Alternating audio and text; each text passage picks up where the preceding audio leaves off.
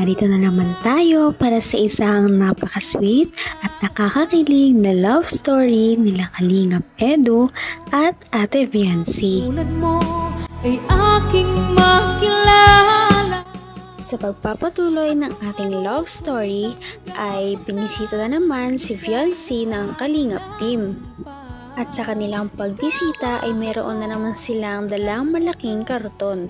Ano kaya ang laman ng karton na ito? Talaga namang nagulat si Viancy sa pagdating ng Kalingap team dahil nga napakalaki ng karton na kanilang dala at mukhang napakabigat nito. Kaya naman sinabi niya at tinanong niya kung ano ba ang laman nito. Ngunit wala munang sumagot sa kanila kung ano ito dahil ito ay isang sorpresa. Nawala naman ng saglit ang isip ni Viancy sa malaking karton dahil nakita niya si Kalingap Edu. Agad na naman silang nagtitigan at nagngitian sa isa't isa.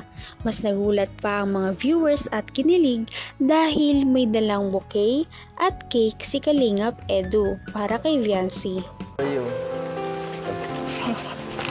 Bagong gising kaya ta. Happy first monthsary. Okay po.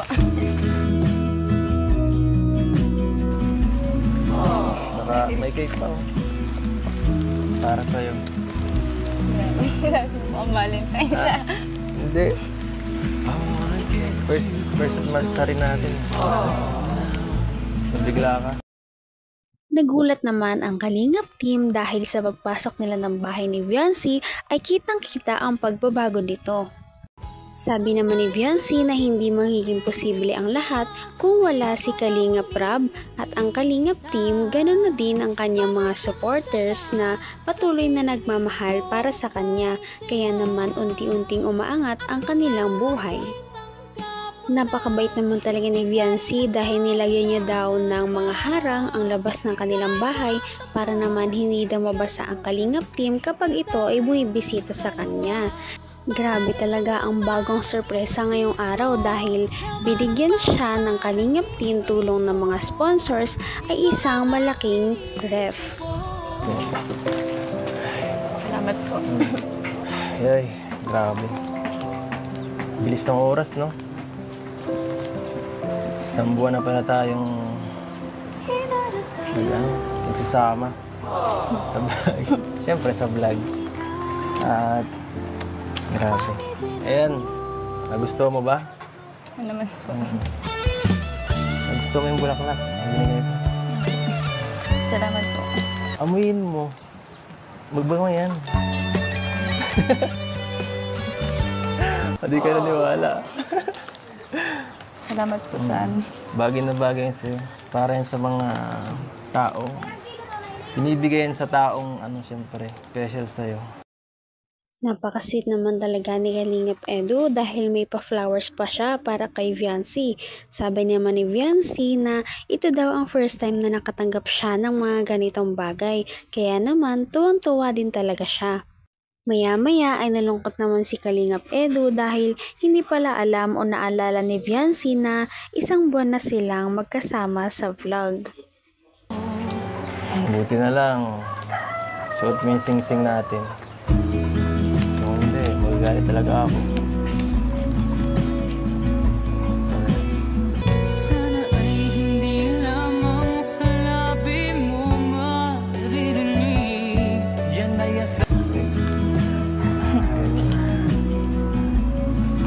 Bakit mo yun?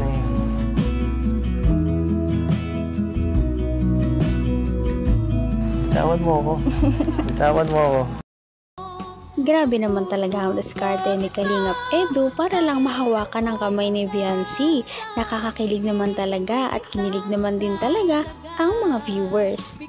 Pagkatapos nito ay pinaghandaan naman ni Viancy ng pagkain si Kalingap Edu dahil nalaman niyang hindi pa pala ito kumakain ng tanghalian. Nagpasalamat naman si Kalingap Edu dahil nga napakamaasikaso talaga ni Viancy sa kanya. Si Viancy pala ay nagluto ng adobo at pinatikim niya ito kay Kalingap Edu. Ito. Nagkain na po. Sarap nito ah. Sino nagluto? Ako po. Ikaw? Sarap po ba? Oo naman. Basta ikaw naman ang gano'n eh. Laging masarap. Kaya ako sa'yo eh. Gusto ko lagi nakikita ka. Sabihin mo lagi ako'y iyo. Approve na approve kay Kalingap Edu ang luto ni Viancy dahil napakasarap daw nito. Sabi pa nga niya ay pwede nang magnegosyo si Viancy ng karinderya dahil napakasarap talaga ng kanyang mga luto. Saktong-sakto lamang daw sa panlasa ni Kalingap Edu. Pagkatapos kumain ni Kalingap Edu ay umupo muna sila ulit sa labas para makapag-usap-usap. Gusto ko mas pogi pa ako. Para mas, siyempre, magustuhan ng isa dyan. Ayos naman. Kung sabihin sa akin. Unang-una po, gusto ko po magpasalamat sa inyo. Kasi kung hindi po dahil sa inyo, hindi po mangyayari yung mga ganitong blessings po na dumadating. Marami pong blessings na dumadating. Hindi lang naman sa marami nagmamahal sa'yo. Pati nga ako eh. Gusto ko. Nagkagusto. Nagustuhan ko lang. Nagustuhan. Hindi ko rin naman inaasahan na darating sa ganito eh. Kakagusto. At ayun na nga, umamin na rin sa wakas si Kalingap Edu na mayroon siyang gusto kay Viancy. Dahil sino ba naman daw ang hindi magkakagusto kay Viancy? Bukod sa babait, family-oriented pa at napakaganda niya pang dalaga. Ngunit kinlaro din ni Kalingap Edu na huwag niyo munang isipin yon dahil mag-focus muna siya sa kanyang pag-aaral. Matapos ang sweet na confession ni Kalingap Edu ay lumabas muna sila para magpahangin. Nirequest niya rin kay Viancy na kung pwede ay kantahin niya ang kinanta noong birthday ni Kalingap Edu. Mula sa simula at may hanggang wakas ay di ka magpapabala. Sana ay hindi lamang sinabi mo maririnig. Yun ay asahan mo pagkat ako'y tapat sa pag-ibig. Sa hirap. Huwag ko kayo magtitig. Sabihin mo lagi ako'y iyong mahal. Nagpasalamat si Kalingap Edu at sabi niya na ito na daw ang kanyang bagong favorite song dahil kinanta siya ni Viancy. Nagpasalamat din siya dahil kinanta niya ulit ito dahil noong kanyang birthday ay hindi niya masyadong narinig dahil marami daw na magulo sa paligid. Pagkatapos namang kumanta ni Viancy kay Kalingap Edu ay sinurprise siya ni Kalingap Edu ng mga bagong gamit na galing sa mga sponsor doon sa Hong Kong. Isa-isa nila itong binuksan at tuloy-tuloy lang sila sa pagtawa dahil sa mga biruan na nagaganap. Grabe talaga magmamahal ng mga supporters dahil napakarami na namang mga bagong gamit na binigay kay Viancy at ang mamahal pa ng mga ito. Ano ba kayo? Sinisira niyo yung kanta eh. Sinisira mo yung kanta eh. Gusto niyo po? Ha? Gusto niyo po? Iba ang gusto ko eh. Iba ang gusto ko. Ano, bagay naman yata kayo. Lagi ako'y iyong mahal. Hindi panandali lang. Marami talaga ang humahanga kay Viancy kaya naman marami siyang natatanggap na blessings. Ngunit hindi rin kinakalimutan ng mga sponsors at supporters si Kalingap Edu dahil pareho silang pinadalahan ng sapatos. Kaya naman sinasabi na meron daw sila ngayong couple shoes. Napaka-sweet din talaga ni Kalingap Edu dahil makikita natin na isusuot niya pa kay Viancy ang sapatos. Bukod ko sa'yo para matuwa yung nagbigay. Ako na po yan. Ha? Ako na po. Ano? Ako na po Ano masuk. ba? Ganito yung Gusto ko ako nagsisilbi dito sa'yo. Akin ang tama. Kaya ko na po. Ano ba? Akin Kaya na ko nga. na po mag-ano. Kaya mo na gano'n. Ako na pumasukan. Hindi mo kaya ang sarili mo. Alam ko mahihirapan ka lang. Akin na nga.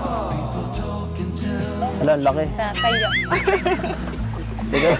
Teka, di yata ka. Sabi, laki pala ng paa mo ah. Teka lang ha. Teka lang. So, uy, teka.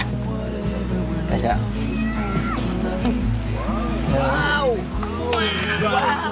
Salamat po sa nagbigay po. Napaka-sweet naman talaga ni Kalingap Edu at napaka-gentleman pa. Pagkatapos nito ay binigay naman ni Kalingap Rab ang mga pinansyal na tulong para kay Viancy at in-announce din niya na kompleto na ang pampabrace sa kanya. Dito natin makikita kung gaano kamahal ni Viancy ang kanyang pamilya dahil sinabi niya na kung pwede ay unahin muna ang pagpapatayo ng kanilang bahay bago ang sa kanya. Ano?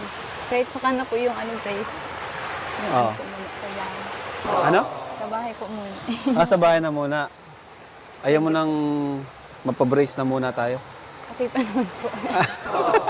Okay lang po kahit ano. May isa po yung bahay namin. Para ano po. Kabait naman. Si Biancy. Grabe naman talaga at napakabait ni Viancy, no? Sana ay patuloy natin silang suportahan, gayon na din si Kalingap Edu. May pag-asa nga kaya si Kalingap Edu kay Viancy? Yan ang ating aabangan sa mga susunod na video. Maraming salamat sa inyong panonood at pakikinig. Bye!